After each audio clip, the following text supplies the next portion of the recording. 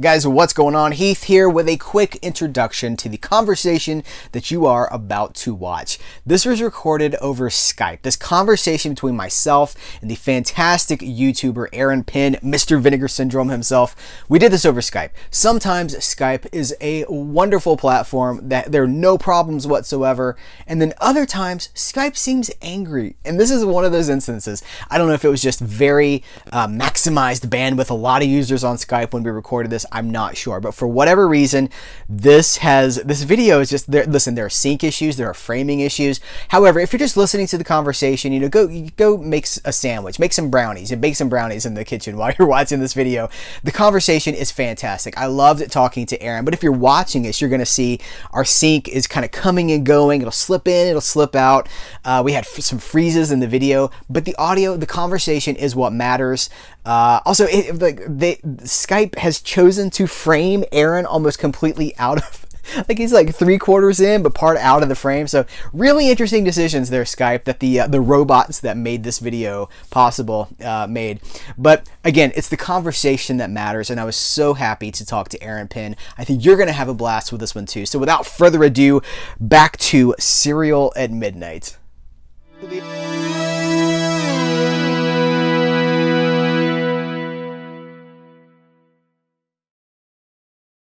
Guys, what's going on? Welcome to Serial at Midnight. My name is Heath, and I am joined by Mr. Vinegar Syndrome. You may know him from his live late night videos, and you may also know him from the Just the Discs podcast, but I'm talking with Aaron Pynn. Aaron, thank you so much for talking to me. It's great. It's a great pleasure to be here and actually to talk to some. Well, I talk to a lot of people, actually, but it's nice to talk to people outside the house now. Yeah, people have been asking for me to do something with you for, I mean, it's been like years, and we've been talking for a while, and behind the scenes, we got to do something. It was like, what do we collaborate on? And finally, I was just like, let's just talk. Let's just have like a virtual cup of coffee. We each have some water. It's our virtual water.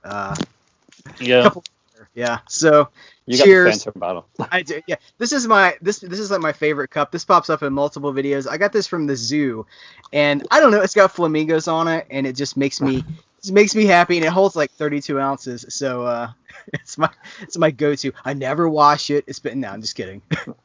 Somebody sent me a Cult of Cinema. That's the name of my channel thingy. Sent me a Cult of Cinema mug they had like made, like they did, and I can't use it. It's up in my it's a kind of like hits my heart. Yeah. But I can't use it. What if you dropped it? What if you oh my god, that would kill me. Are you cleaning it and just like the label, the design slid off? Thing comes out. Yeah. Oh, that's why I don't use it. Say that's just up in the cover. Stays up in the cover. It's the ultimate collectible, right? Yeah. That's mine. Okay, so I thought we were talking before. You were kind of giving me the genesis of. Okay, let me say this. I think both of you and I are similar in where I think like our hearts are. We're collectors, but we're also, people call you the professor, right? Like, there's a live stream a long time ago that I was on with a bunch of people, and one of the guys there, I can't remember which one it was. I'm not sure it was Andy, if it was 4K. One of the guys there just kind of like, because I have weird like movie knowledge, so they started calling me the professor, and I kind of stuck. Yeah. So yeah. I think what it comes down to is at the end of the day, we're both kind of eccentric movie collectors who have deep passions for what we're into. Like you're into true. Like Vinegar Syndrome stuff and like deep exploitation titles, and I'm more of like an old studio weirdo guy. Like I'm looking for like Poverty Row movies and stuff like this. We each have these different areas of focus, but I think that we're off the beaten path as far as what a lot of YouTubers are talking about. And I think that makes us kind of similar, you know what I mean? So, but you were kind of giving me the genesis of how you started to come to these whole live, like you're live all the time right now. All the time. It's almost completely live channel. Basically a couple years ago, I moved into North Sydney. I did like taped videos before then. I came down here. I was going to do kind of an unboxing. I wanted to test my internet because we'd gotten like the fiber optic internet, and I just went live, and there was a good response to it. But it had this feeling of like in the days when you would go to Blockbuster and you'd go pick up a movie. You'd see somebody else looking in a movie section, like a horror section, and you'd see them pick up a movie that you were passionate about, or that you liked, and then you start talking back and forth to them. Before you knew it, you're going to there, and there's a bunch of people that you're talking to on a regular basis. Well, I wanted to kind of like replicate that for, and I guess it became kind of a fun thing, right, where everybody's kind of shut in right now. To do that, to have kind of a place where people can just go on and talk. So like everything's live, and people, they don't just like talk to me, they talk to each other, and they kind of start to know each other. There's a bunch of other channels that like kind of go back and forth and talk too. So it's been fun. It's really cool, and I think that one of the things, it's that we're all looking for someone to kind of be a doorway for us, or not even, I don't know if that's the right term, but we all are looking for gateways to get into certain things. And so much of what we talk about, it's we are gateways for people. You know, like I try to balance things up with what I talk about. Like I picked up the Top Gun 4K and I love it. Like it's amazing, but at the same time, everybody's talking about the Top Gun 4K. So like I just put up a cereals video. I'm launching a series about cereals. And so like for me, thank you. For me, it's just an idea of like, well, what can I cover that not a lot of people are talking about? And that's your specialty, man. It's like I talk the weird stuff. But it's what we do, you know, like it's we're just attracted to, I mean, we love what we love. It's not artificial by any means. Like this is who you are. And I don't know, I just think it's really cool. People can always connect with passion, and they always connect with experience and knowledge, and you have that. So that's what it is. Well, yeah, and I think I learned so much from the people that come on too. Like they drop so much knowledge, and if I'm wrong, they'll let me know that I'm wrong, which is good. Yeah, YouTubers will or YouTube comments and stuff that people will let you know if you're off the beaten track. They'll be like, "Whoa," constant educating. I did a Doctor Who video once, and I got some things wrong, and I was like, there was this comment, and this one person, bless his heart, and he said, no, this is no, it's this, and it's this, and it's this. It was like 5 or 6 comments. I'm like, yeah, he's totally right on that. So I kind of messaged him back, so thanks, thanks a lot. Yeah, well, hopefully we still know more than some of the people that are. One of my pet peeves, I'm not going to be negative. One of my pet peeves is so many times the voices for these big properties are so inexperienced with the properties they're talking about. You know what I mean? Yeah, I do. Yeah. Unfortunately, yeah. Yeah. It's like often the official channels for some of these things, and we don't have to get specific, but these official channels are so unversed, and you know, like, I've been reading this comic for 2 years. I'm like, okay, and you're hosting the video on the channel. Yeah, okay. Yeah. So go ahead. Oh no, it's like for me, it's like I've got weird taste. Obviously, look, death food. Look, I have weird taste. But no, I love it. I love what's been the way that the community is so far. Like overall, it's been a positive experience. The community is wonderful. Yeah.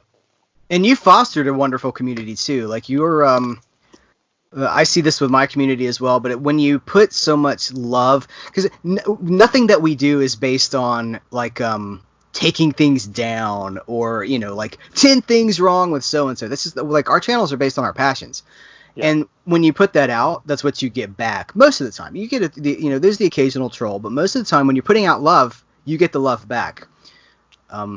So you do that. I see that. That's because I hate the negativity part. Now, when I get asked like questions like, and I do get asked all the time, like, what's your worst this? It's kind of like, I don't want to talk about the worst this. I want to talk about the best this, or the this that may have flew under the radar that you never saw. So and where it's like a live channel, I do try to make sure that I got a couple moderators now. I didn't initially. That if somebody comes in and it's like negative, or they're doing some kind of, because you get those troll people. Yeah. You got to kind of nip that in the butt right away, because you want people to come in and just feel safe. You want kind of a safe space. You're not talking about politics. You're not talking about any world event. You're talking about what you love. You're talking about movies and stuff like that. Yeah. Yeah, it's not life or death, right? It shouldn't be that upsetting for people if you like something that they don't like, or vice versa. Like it doesn't matter. Oh my God, no. I have like Brian, who does like he's got his own channel too. And me and him like disagree on stuff like all the time. And at first it was like, maybe don't hate me. I'm like, no, I don't hate you. That's kind of the fun of it, because nobody agrees on everything. Yeah. No, that's true. Like, if you have, like, what's the conversation? What's the growth? What's the back and forth? If everybody agrees about everything, then what's the opportunity to expand your horizons, to learn from something? Um, but we do frequently live in more and more of a society that is just like, I want voices that agree with me. I don't want anything outside of that. So Yeah. it's it's interesting being in a public, being YouTubers in this environment right now. But again, we put out the love, and often that's what we get back. So it's not so bad. Yeah, it's good. I mean, like the worst thing right now is that I do a lot of videos on sales and stuff. I know you Yeah. talk about sales now too, and Yeah. you tweet them out all the time. Yeah. That's how I find out a lot of this stuff. Uh, is man, there's too many sales sometimes. It's just For so real. much going on. How Like did right. you go ahead? Go ahead. Oh no, go ahead. I think you might have been leading into some Vinegar Syndrome stuff, and so I was just going to ask you, was How that where did I? you're going? Sort of, yeah. How did I start into it? Yeah, like what led your passion? Like, how did you become Mr. Vinegar Syndrome? Well, it was kind of weird actually. I started to like collecting wise, it got kind of overwhelming. So much stuff was coming out. Yeah. So I was talking to my better half. It was around like 4.5, maybe 5 years ago, and I decided I was gonna buy things themed on years. So one year I was gonna get Scream Factory. Another year. So one year I said, okay. It was in December, and I actually made a video about it too. This a few years back, and I said I was in St. John's at the time in Newfoundland. That's where I'm initially from, is Newfoundland, and which you can tell from the accent. But I said I'm going to do a WTF year, like just insane, crazy movies, because I find that I love this like drive-in cult classic Z grade craziness, and I'm going to do a year of that type of film collecting. And it just so happened that the Vinegar Syndrome, who they were kind of like starting to come to their own, I guess, at that time. They weren't as like well known as they are right now. They were doing a lot of that stuff, and I bought my first Vinegar Syndrome. It was a sale that was going on. I think it was in like January, and I started to like talk about them, and I started to realize that I was going to buy more stuff, and I was going towards this whole WTF year that I was starting to really enjoy this kind of like crazy stuff. And I found myself kind of going back towards Vinegar Syndrome well. And it just so happened that they started to innovate. And as a company, like in my opinion, they're the most innovative, from like their monthly packages to their like subscription model and all that type of stuff. So I just kind of like fell in love with the company, and my channel actually started to grow as their company started to grow. And I always get asked like all the time. So when did you start working for Vinegar Syndrome? I'm like, Yeah. I don't. Sadly, I've never gotten anything from any company. Have you gotten I- any sort of acknowledgement publicly, like any sort of a tweet or like a "Thank you, Mr. Pynn," anything like that? Not really. I mean, like just like they'll like when you put on this mention of Vinegar Syndrome title, they'll like it, or and then sometimes like that. Yeah. But nothing. I don't think they're really on their radar. Or if I am, I'm kind of lower on the radar so far. But I'd like a T-shirt. Is what I'd like. People say, "Would you like something?" Yes, I'd like Vinegar Syndrome to eventually send me a T-shirt. I'd wear that with pride. I don't know anybody that has more love for that company. I mean, listen, I think Vinegar Syndrome is great, but you have been there for years now talking about this company. I mean, before it was cool. I mean, really, because it is very cool now. But before it was cool to like Vinegar Syndrome, you were there talking about this stuff, and I honestly can't think of anybody that's had more praise for the company, who's probably directed more sales to the company than you have. So, and all you want is a T-shirt, man. That's just, Yeah. I'm easy to please. But no, it's cool. I mean, they had like their when they did their first box set, which was the Angel collection. No, the second was Angel. Angel, I love that series of films. I think that's it. They did get me. They put out films that I truly like. Do you have the Angel ones? Did you get the Angel collection? Oh, Yeah. the first one is so good, especially the first one, because it's like this movie that you think is going to be. You think is because you hear like she's a high school student by day, she's a Hollywood hooker by night, and you expect this is going to be this kind of this sleazy exploitation film, but instead it's this like gritty like thriller, like street drama about Donna Wilkes, and she's this girl, and like she never has a nude scene in the film. Basically, there's these. She's she's young, and there's like these prostitutes and these other street people. She doesn't have like a mother or father. She's kind of growing up on her own, and nobody knows it, right? But there's this killer, and I think it's John Dahl that plays him, the guy from Miami Vice. It was in like the first few seasons of Miami Vice, and he does such a good, like, really creepy job of like portraying this like this serial killer, and he doesn't speak until the last few seconds of the film, and it's just brilliant. It's just brilliant. It's one of those that always stuck with me, and I forgot how good he was and how good his performance was until the set came out, and I was like, because they put out clues. They always do the kind of the clue thing, and so I did a live video when they announced, because I think it was Tammy the T-Rex or something that was being announced at the time, and they put out clues for the other title, and I looked at the clues and I said, oh, that's Angel. That's the Angel series. And like, are you sure? I'm like, yeah, sure. So yeah. But you have this knowledge too. See, for me, a lot of Vinegar Syndrome titles are unknown quantities to me. Like, I'm just not familiar with a lot of what they do. But I don't know if it's just like your personal experience, your like where you were in the world, when you were in the world at that time. Like, you just seem to have a lot more experience with these movies. Whereas for me, it's almost always a blind buy. I'm just like, do I drop the 30 for this? And then but you have the experience, so you already know. So again, you're in a prime position to recommend some of this stuff to people because you've got the knowledge base. What happened basically was when I'm a bit older than you. I grew up in the whole like the 80s VHS rental time, and I was one of those guys that spent a lot of time in the video stores, to the point where when I finally went to college, I became good friends with with this couple. They owned a rental store. So what they would do was they'd get their the screener copies back in the day. So they get the screener copies in, and they wouldn't have the time to look through all the screener copies. So they gave me like a box of screener copies, and I would go and I'd watch them, and I'd say, okay, and I'd pick like the ones that were what I think would like sell best, would rent best.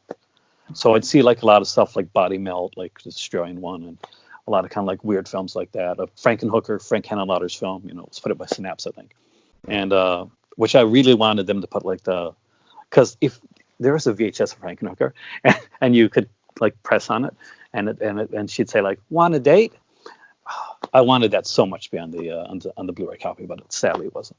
So many of these companies are trying to recapture some of those VHS era tricks and gimmicks, but I just don't know the cost invested in so many of these things. Like, I know there's a label. I know neither one of us are crazy about this label. You know what I'm talking about? Yeah, okay. I'm talking about. Well, it's Dark Force Entertainment, who neither one of us really.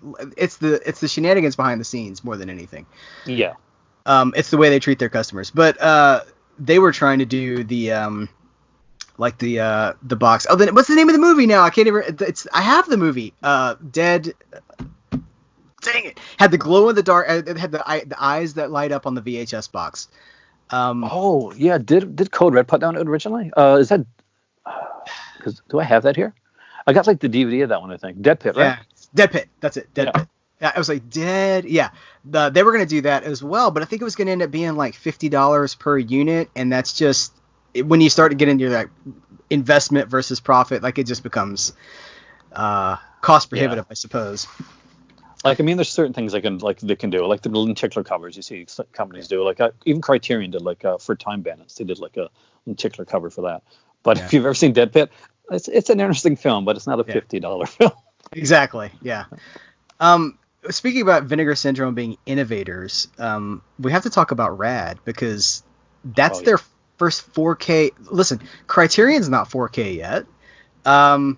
We could name the company. Like, I don't want to just name companies that like they don't have 4K and they don't have 4K.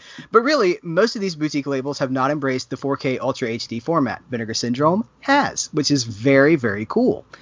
And it's with a movie that skipped like 2 generations of home video.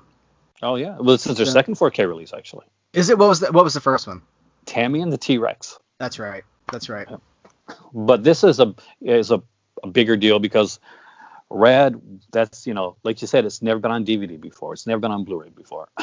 And it's coming straight to 4K and Blu-ray. So 4K Blu-ray, kind of like double pack.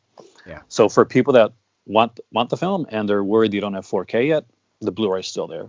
You're kind of like future-proofing yourself. Yep. But it's got like the lenticular cover, of course, and it's Hal Needham. And I love Hal Needham. He was like a stunt guy that became a director. He's a big well, him and Burt Reynolds were friends, Yeah. of course, because they worked together on Smokey and the Bandit and all those films. So yeah, it's gonna be interesting. Have you ever seen Rad before, by the way? You've seen it, right? But it was like years and years and years ago because it was a VHS era. It's got to have been the 80s or the early 90s.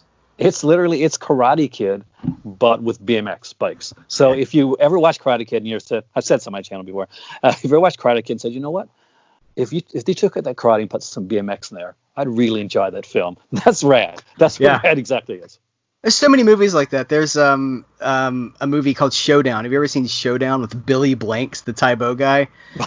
Yeah, I got that actually. MVD put that one out. MVD put that out, yeah. And the guy, they have the behind the scenes, great special features, by the way. But the writer, the screenwriters, like they said, we want you to write a story that's basically Karate Kid, but it's more updated. And he's like, but people are going to know it's Karate Kid. They're like, just do it in a way that they don't know. And he was like, so I tried my best, and I wrote this movie about this kid who comes to a new town, and then there's like the mentor that works at the school, and it's Karate Kid. Yeah. It's like it's a whole it's like the Rocky movie, It's just like it just birthed this whole era of imitators, I guess, for lack of a better word. Just it's influential. They're not imitators, it's homage. We'll go with homage. I like MVD Rewind actually. They do a lot of really neat stuff. And the features like the one that you mentioned. Did you get the title, Gone on a Mission, Gone to Coney Island on Mission to God, Be Back? I have it, but I haven't watched it yet. Excellent film. And all those features, those special features you're seeing, all those like long documentaries, they're directed by the guy that directed that film. So kind of like when they got in contact with him, I guess that became a big friendship. And now all those like 50 long and 2 hour long documentaries that you're seeing and all the other MVD rewinds, they're by the guy that directed the Mission from God film. Interesting. They also have the guy who I'm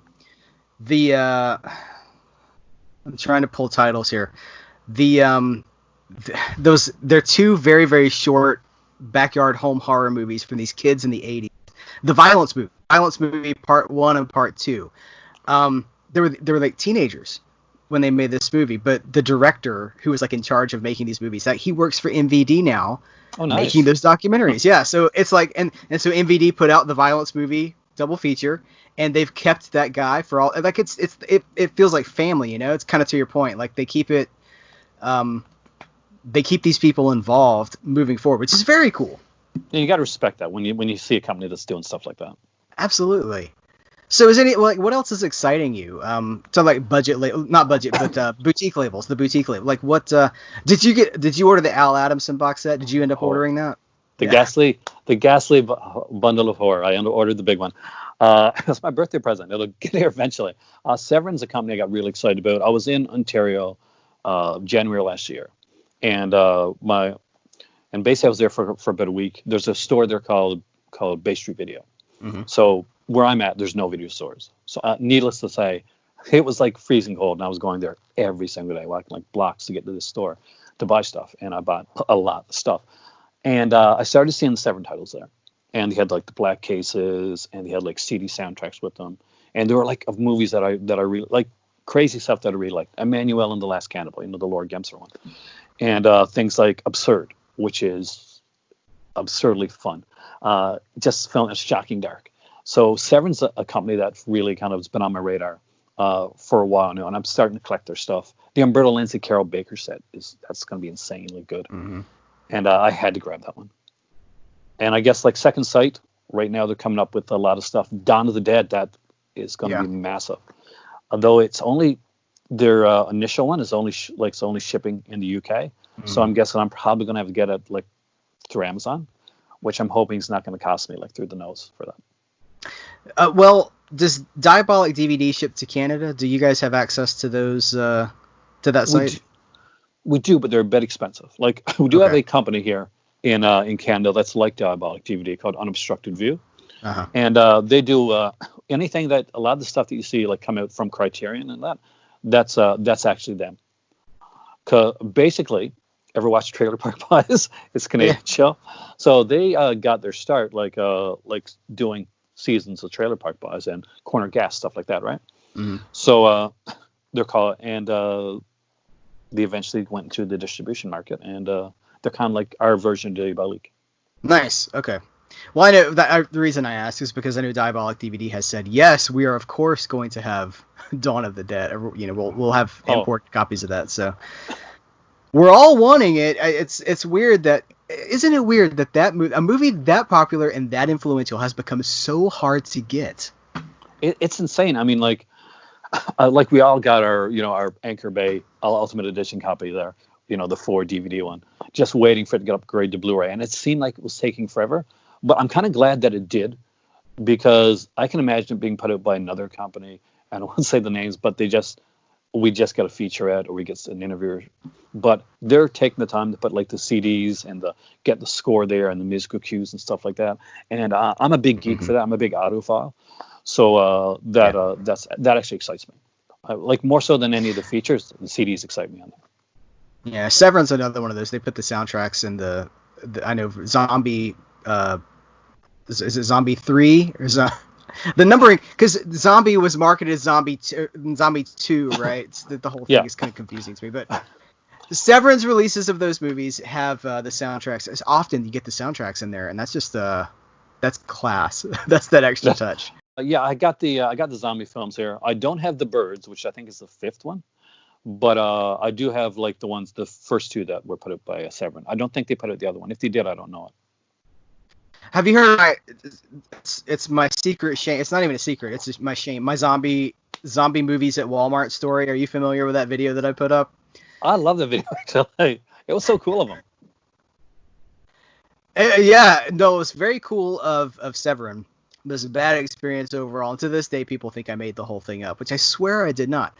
Just to recap the story for people who don't remember it, I was in Walmart picking up, like, I think I was actually getting an oil change for my car. Because you can do anything at Walmart. You can get like stamps and groceries and an oil change and grab some milk. And I was getting an oil change. So I was just killing time in the media section.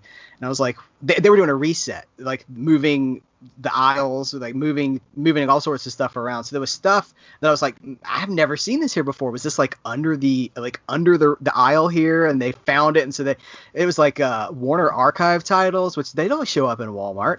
And there was Zombie 3 and Zombie 4 on Blu-ray, but it was in a blue case, not a black case. And I was like, weird. I was like, maybe, legitimately, I was thinking, like, maybe Severin made a deal with Walmart. This is like a huge step. This is like big box store distribution. Wonderful. So I was going to see how much they were. I took them up to the little scanner, and they weren't in there. So I went up to a lady, and she was like, how about just $5? And I was like, oh. So now I'm thinking I've won the jackpot, right? I was like, I get these awesome new Severin releases and they're only $5.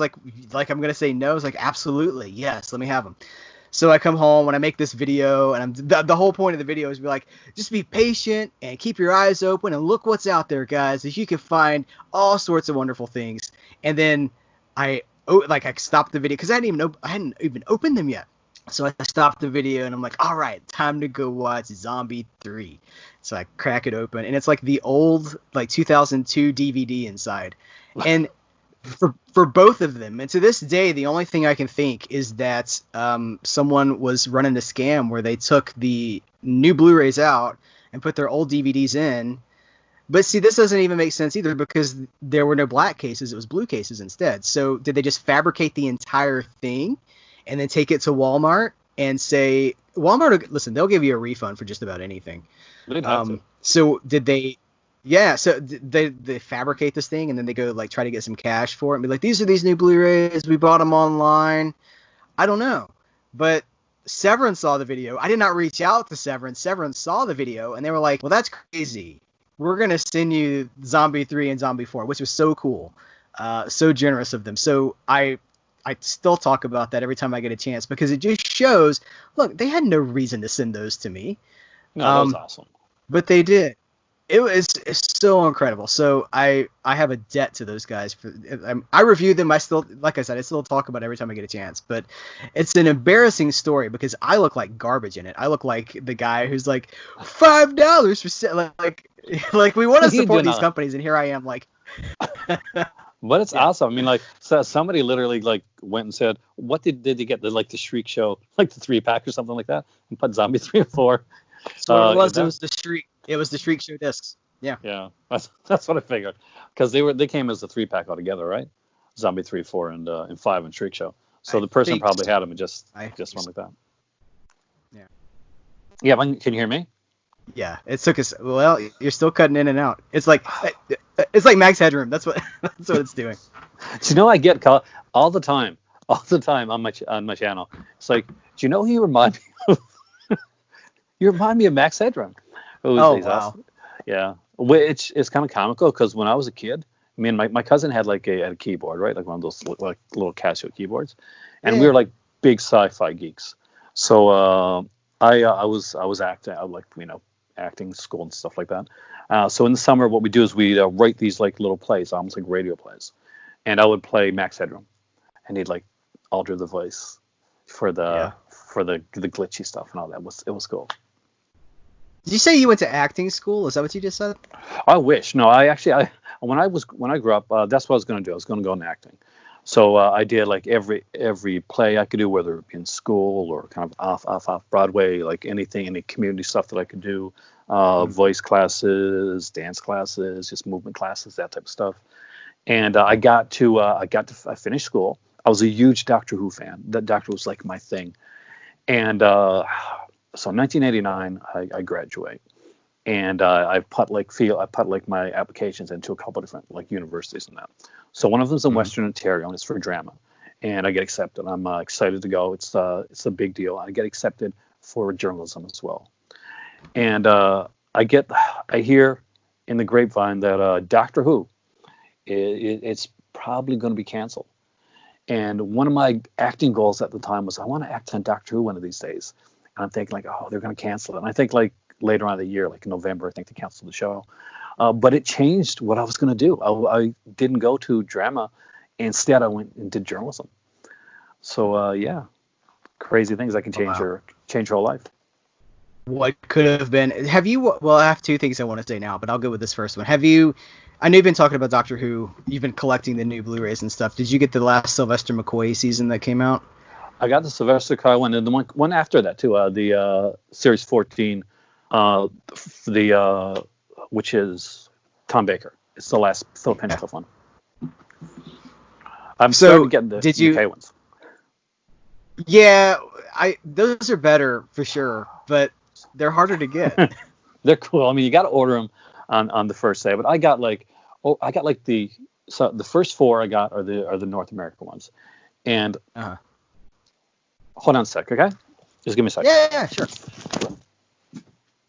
Aaron has gone to get his Doctor Who Blu-ray sets from the collection. Doctor Who was a long-running series on the BBC that ran for... Sorry about that, but I just had... So, North American release of a Doctor Who set. Yes. You're about to shame us out. Yeah, here we go. This is the booklet. Mm-hmm. These are the discs. Every single one of them look alike, and you just got to look on the thing. Yeah. UK release of Doctor Who. So you open up like this, and it opens up. Let's see if I can do it now. Like this, and then it opens up like this, and this is the book, and this is the booklet, and each one of them have this. So yeah, since I bought the Sylvester McCoy one, I had to start like just getting the UK editions, because look at that, man! Look at that booklet. Yeah, it's fantastic. I'm jealous, but I'm not put off by it enough to pay for the importing fees and everything, and it just becomes so much more. Listen, yeah. those Blu-ray sets in America now are like $20. Like, they're just giving them away. So they've trained me. Well, just wait. Just don't get them when they come out. Just wait, and they'll be dirt cheap. Oh yeah, Walmart and everything has Doctor Who sets now. It's like, I was shocked, but like see them showing up at Walmart. Best Buy had them. Yeah. Which is.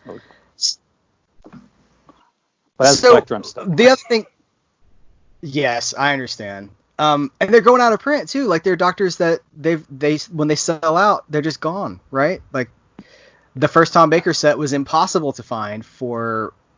Listen, I still get comments from people in the UK. They're like, well, I wish that I could get that. Like I pick up the new whatever, and they're like, well, we don't have it here. It's sold out in pre-order. Yeah. The last one, Series 14, sold out, I think, like in the first day or so. Yeah, I pre-ordered it the first day. It was gone. It's crazy. Crazy.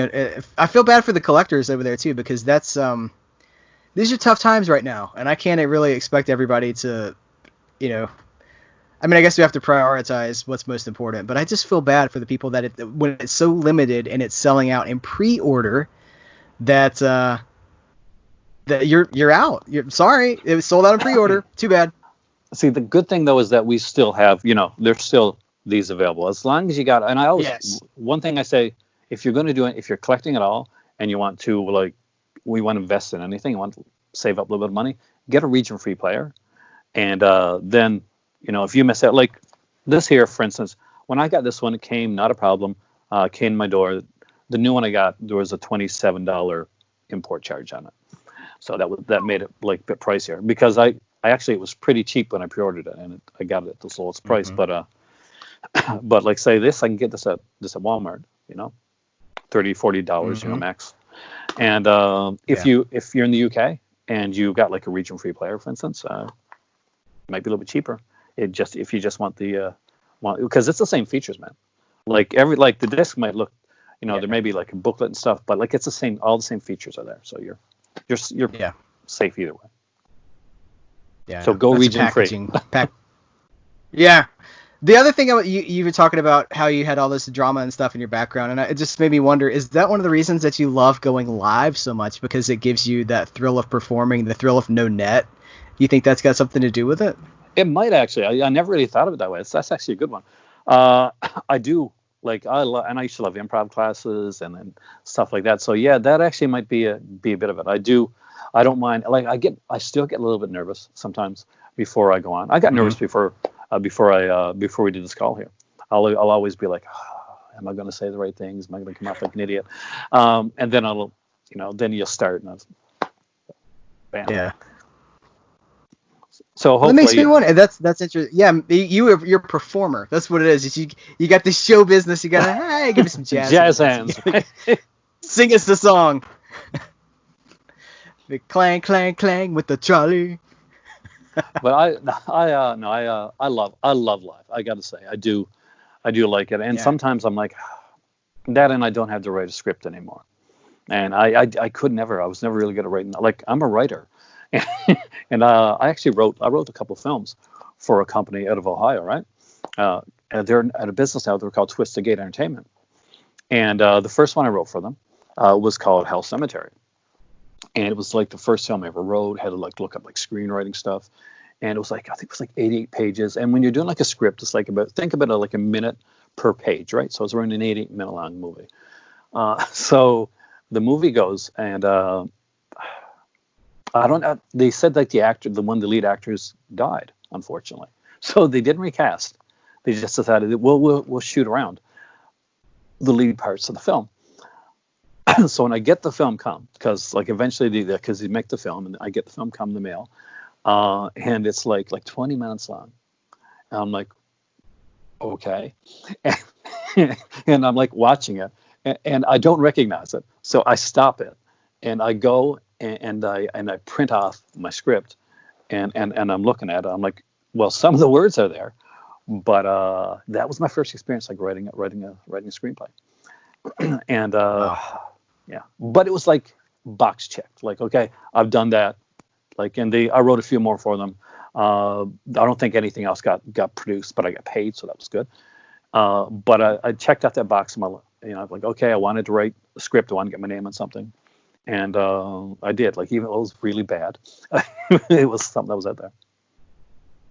Well, have you ever thought about, listen, you have an audience. Have you ever thought about repurposing that story that you feel like did not get done justice as a short story or a novel in print form? I lost the screenplay ages ago. But they had the rights to, the script, right? Okay. Like I've written a lot of stuff since then, but it's just not stuff that I've kind of wanted to put out there. Yeah. It's I get ideas, and like recently I was walking from Walmart yesterday, and I had an idea in my head. And I'm like, oh, that would make a good story. And I'm like, if I can get the time to write it, then I'll. Yeah. Yeah, we just don't have enough time these days. There's no Yeah, no, time to do. I have no excuse really. Well, I work from home. I'm 9 to 5:30 Monday to Friday, right? But I'm Yeah. lucky that in that way that I'm actually able to work from home. Yeah, no, I get to do a lot of work from home too, and I think that's one of the reasons that we're both as prolific on YouTube as we are, is because we have the luxury of not a whole lot of travel time, and just like, I got this idea, let me go knock it out. And we Yeah, have a studio, right? We have our own personal studios. exactly. Uh, for me, like one of the things I started to do, like I started to slow down on my live videos a bit uh, when I got home first, and I was doing a video, and somebody said like they were working for like they're at a hospital type thing, and they were like watching my video on their phone and like they're in the kind of the part time. Another guy was like kind of down a bit, and I was like, I'm too tired to make a video tonight, and I just thought about the fact that there's people out there, this is their time to just like get out of their headspace. So yeah, Yeah. that's probably why that I've ended up making as many videos recently as I have, is to kind of Hmm. hopefully like get people out of that kind of headspace where because I know you can be isolated, and some people, I'm lucky enough my better half's with me. You're the same way, uh, but there's people out there that it's just them on their own, and Yeah. aside from like maybe going to the grocery store or something, they may not have a lot of people that they get in contact with, or their family lives farther away. So I kind of wanted to do that, and even on my Facebook, what I did is I started like contacting people, some people that I didn't contact normally, just to say, hey, how you doing? Kind of like Yeah. things are kind of nuts right now. If you need to talk or anything like that, so that was like a fun thing anyway to Yeah. do, and you get to Yeah, that's really. catch up with people. Yeah. Well, I feel the same way. I feel like I don't know if it's a responsibility as much as it's just a desire to people's just give a fun place. I want Serial at Midnight to be a fun place where people can go and not worry about politics or, what's happening. I've never said, the name of what's happening right now. I've never mentioned it in a video, and I'm never Same going here. to. Yeah, same here. It we're doing something else. We're providing an alternative for that. We're trying to provide a safe place. I know you're doing that. So that actually kind of brings us full circle to where this conversation started. So maybe this is a good place to button it up for now. Yeah. You've What do you done an think? excellent job with that. It's good. It's good with me. I've been enjoying the channel, by the way, Serial Midnight, and I do shout out your channel on my videos to make sure that people are checking it out. Thank you. I appreciate that. Anytime somebody asks me for a recommendation, I like to pass on your channel as well, because I think, again, what we do is kind of similar. We don't talk about necessarily the same things, but the approach, the passion, the positivity, for lack of a better word. I mean, it's not like, clown faces and just like, hey, like we're not Yeah. singing, it's not Barney, but we're both positive in our own ways. We both are fueled by our love for this stuff. So I always try to shout you out as well. No, it's like you've been doing some great stuff, and I look back at some of the older stuff. What's kind of crazy is the Ultraman video and the like kind of the He-Man, the She-Ra videos. That He-Man, when you did the He-Man shit, there was He-Man and there was She-Ra and there's another series. There's three It's cartoon shows. Voltron. Voltron, yeah. I love that video. Like I've watched that one a lot. Oh, Because I you have to see my upgrade shirt that some I'm of that stuff. Yeah, wearing Skeletor, today? yeah. Yeah. Yeah. I was at But the gas station before we started filming. I was getting some gas, and this guy was like, "Is that Skeletor?" I was like, "It is." He's like, "That's awesome, man." I love when that happens. I was walking to Walmart. I was wearing like my Legend of Zelda shirt, and a car Yeah. stopped, was burnt, like honking their horn. I didn't know what it was. I said, I was looking around to see what it was. They said, "I like your shirt, man." I'm like, okay. That's fantastic. That's great. But I like the Skeletor shirt, man. Yeah, it's cool. I like this. This is one of those like T-shirts of the day. They have these companies now that have like, you get a day. It's like $12 or $14 or something like that, and the shirt's only available for 24 hours. This is one of those. So I was happy to get it. I think this came from a company called Qwerty, Qwerty. Oh, cool. So free plug for Qwerty. I would check All them right, out. well, yeah, so I guess we'll put a pin in this for now, but I would love to talk to you. Maybe next time we'll have a topic, and we can talk about some of our top 5 favorite whatevers or top 10 favorite whatevers. But I just wanted to talk to you. We've never met before. We've met in comments and stuff like that, but we've never actually had a conversation voice to voice. And I just wanted to capture that and to just, just talk to you about the stuff that we love. And I think we did that. We did. It's been a lot of fun. Thank you so much for having me on here, by the way. So tell people where they can find you. I'll link to your channel and everything below, but just tell people where you're at. On YouTube, Aaron Pynn, Pynn. My channel is called a cinema, but I can't change my name over. Unfortunately, damn you, YouTube. So like just put in my name, Aaron Pynn. It comes up there. Sometimes you put in Vinegar Syndrome. It comes up there a lot too. So you'll find it either way. Awesome. Okay. Well, thank you so much for joining me for this conversation. And you guys watching at home, thank you for watching this video. Be sure to head over to Aaron Pynn's channel, give him a subscribe, and check out all the amazing things he's doing on his channel. So thanks again, Aaron. I really appreciate it. This was great. Thanks a lot. See you later, Heath. Bye, guys.